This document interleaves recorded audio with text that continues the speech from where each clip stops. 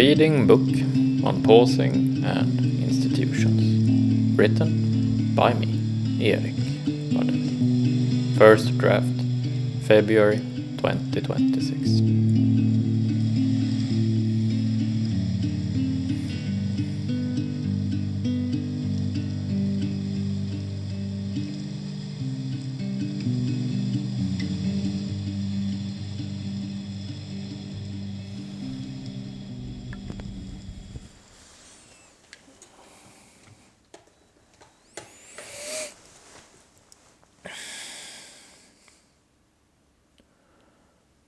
Modern-day partial institutions. Second order. Subgroups. Partial institutions. What is the defining characteristic or trait of our second order of institutions? It is that they make up the complementary parts of the total institution. A partial institution gains its existential logic and relevance through it being one subgroup among several subgroups within the tribe. But under our previous subheading, we found that in our modern days, there might arguably be no such tribe, be no such total institution that we are part of, and hence the existential logic of our subgroups becomes confused.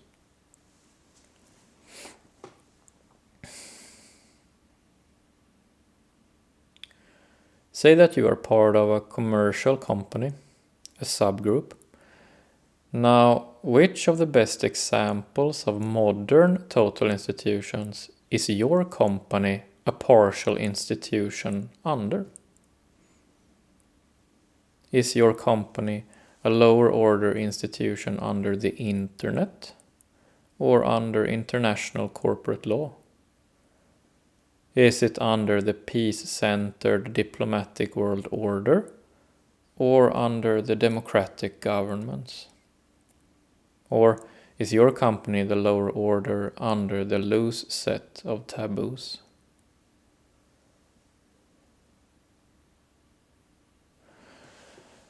To these questions we might want to answer somewhat ambiguously. On the one hand, we might want to say, yes, the company is a partial institution under each of the 5 examples. But we might also want to say the opposite, that no, it is not strictly a partial institution under any of the 5 examples.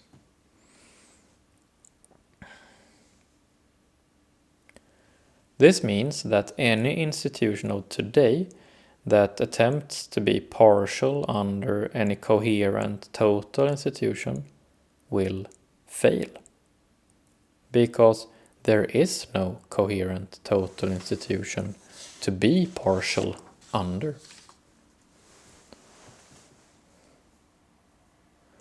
All modern partial institutions will instead be what we can call quasi-partial, which means not really partial at all. Unfortunately, since we cannot find any total institution to be part of, we cannot either find any partial institution to be part of. The second order of institutions falls short, as the first order has already fallen.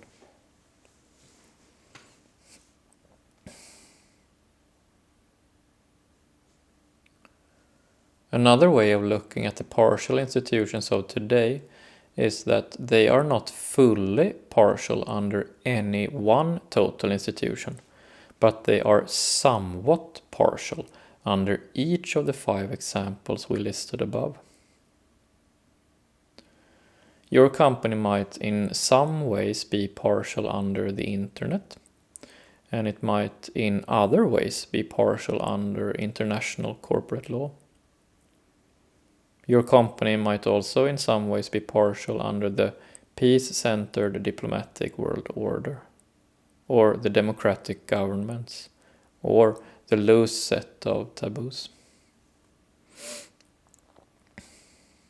Your company might even further in some ways be partial under many more higher order institutions, which we have only failed to mention here in this text.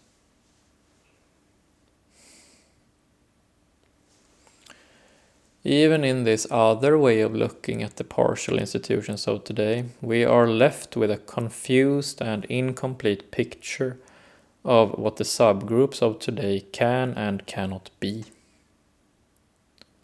Subgroups of today are both part of higher order institutions and not part of them at the same time.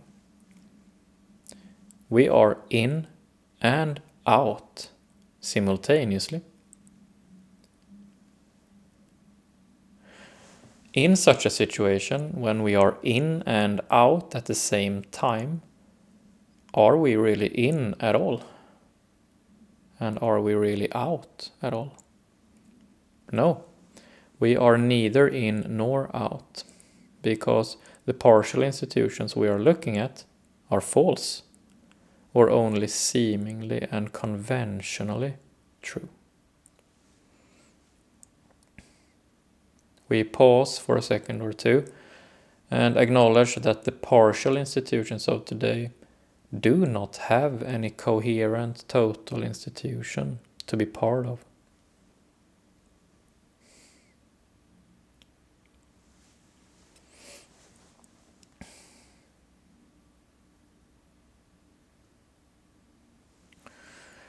What does it mean to be part of quasi-partial institutions which lack a total group to be part of? What do we lose with it? Well, for one, if we have no total institution, there can be no greater goal to strive towards. In the olden days of our caveman tribes, our greater goal was the preservation and success of our tribe. That was the common goal that each member could work towards. So any effort being made by the individual members all feeded into this common goal. 40,000 years ago, we might have felt that there was purpose in going for a hunt or in weaving a basket, because it contributed to the shared success of the tribe. But in our days, the hunts that we actually go on, or the baskets that we actually do weave, so to speak, do not feed into any total success of any tribe. Our best efforts are lost along the way, fed into a tribe that is no longer there. Our best efforts have no recipient, or at least not like they had 40,000 years ago.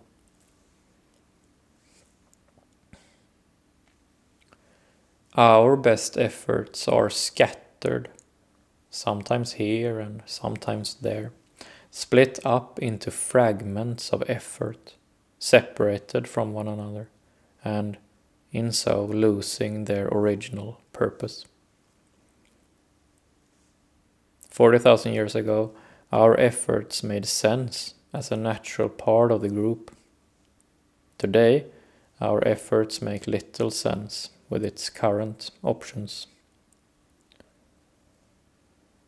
We pause and acknowledge that our best efforts have no coherent group to aid in its success.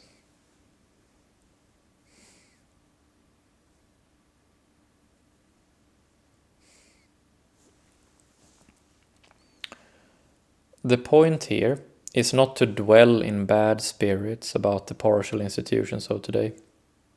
The point is, however, to recognize that whenever we feel like our best efforts are not really grounded in the institutions of today, we are not imagining things or missing something, but rather that we are right.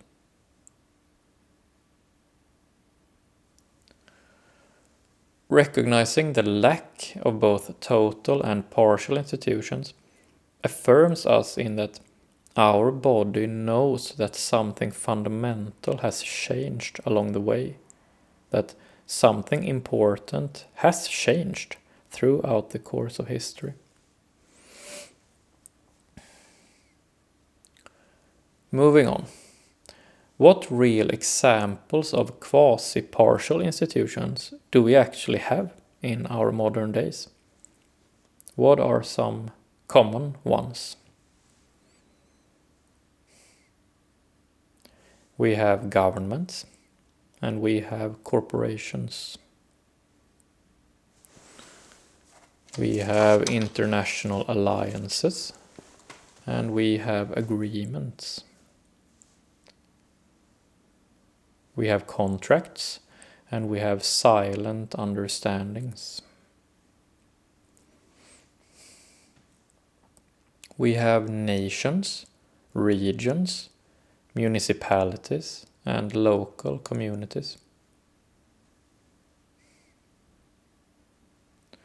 We have websites, online forums, email lists, and smartphone apps.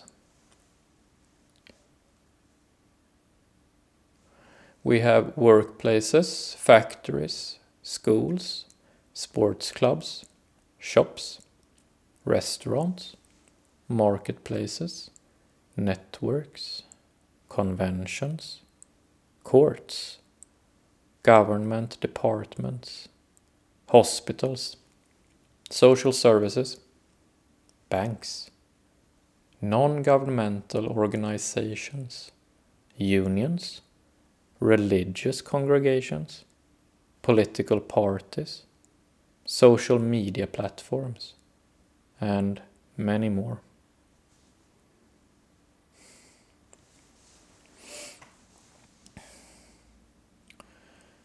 Most of us live our lives as part of many such different quasi-partial institutions. And this is a significant distinction for the subgroups of today, that we find ourselves part of many subgroups, not just a couple, 3 or 4, like in the old caveman days. The individual members of modern partial institutions also come and go in a way that they did not do in the old days. Modern subgroups do not have as consistent membership constellations over time.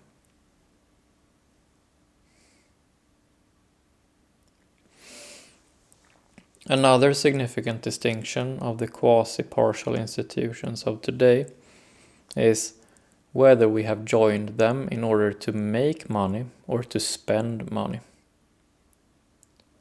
We enter into employments in order to make money, and we make agreements as consumers in order to spend money. In addition, we start companies when we want to both make and spend money. Money seems to be a good symbol for the confused quasi-like nature of many of the partial institutions of today. Money has an abstract and ever-changing nature to it. It is simply difficult to put our finger on.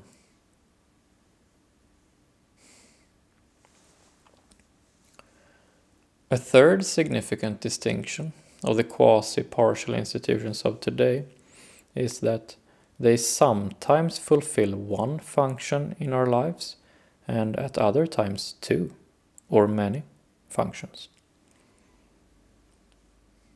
Say, for example, that you are part of a sports club and that club fulfills the function of you meeting with people engaging in sports. Say that you are also part of a bank. Then that bank fulfills many of your different financial functions. In this way, Some quasi-partial institutions are very specific to us, and others are more general to us. Say then that your sports club makes an agreement with your bank. In such a case, your sports club and your bank have somewhat merged into one and the same institution. And now you have one and the same institution for your meeting people engaging in sports, as well as handling financial functions, instead of the two institutions.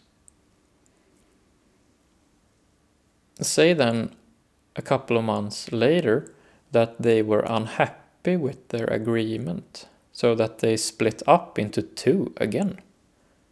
And then you end up back where you started, but not really. The quasi-partial institutions of today have this loose shape, and they shift shape due to the circumstances changing. We pause and recognize that the subgroups of today are loose in their shape, and that they often function in terms of money. We also pause and recognize that we are part of many different subgroups, not just a few, and that the membership constellations of modern subgroups are not consistent over time.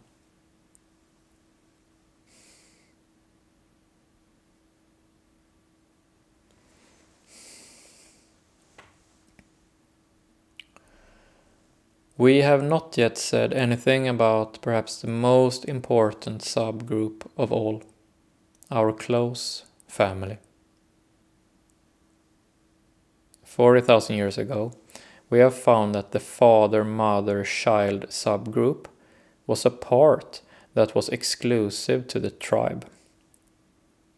That the fate of the family was intimately connected with the fate of the tribe, and vice versa. In our modern days, this has changed. The families of today have no true total institution to be part of, and therefore the fate of the family is not intimately connected with the fate of any exclusive higher order of institution. The families of today are both more free, but also more vulnerable than those of caveman times.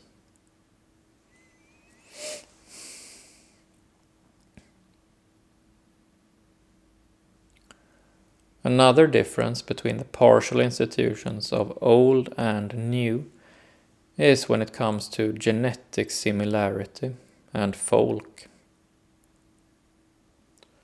In the tribes of old, all lower order subgroups consisted of members of relatively similar genetic dispositions.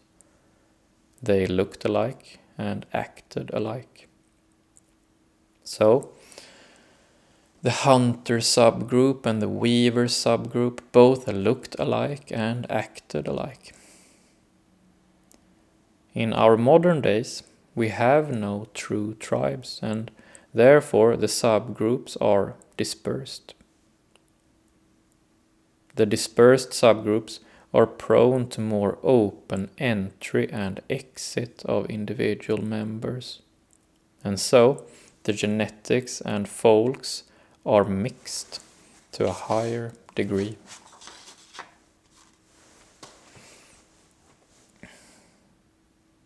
We pause and acknowledge that the fate of families of today is not connected to the fate of any exclusive higher order. They are more free, but also more vulnerable. We also pause and acknowledge that the genetics and folks of today more often are mixed than in the days of old.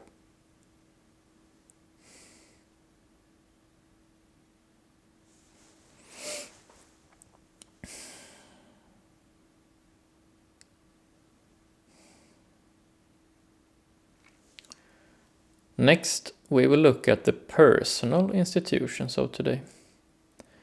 What kind of institutions can we as individuals create when there are neither any true total or partial institutions?